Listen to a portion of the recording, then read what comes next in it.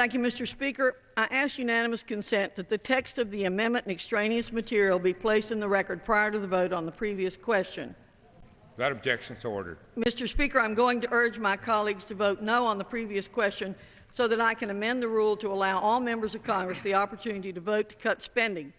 Republican Whip Cantor recently launched the YouCut initiative, which gives people an opportunity to vote for federal spending they would like to see Congress cut.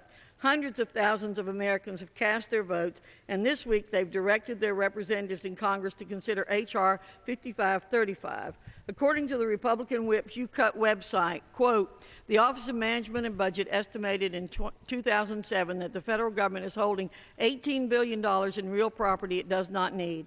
Rather than selling this property, however, federal law usually requires it first be offered, often at no cost, to other government agencies, to state and local governments, to nonprofits and others. The federal government has conveyed at no cost a building in Las Vegas that is intended to house the Mob Museum, land in Massachusetts for a private high school where tuition is over $29,000 a year, and a building in Florida the federal government now leases back at a cost of over $100,000 a year.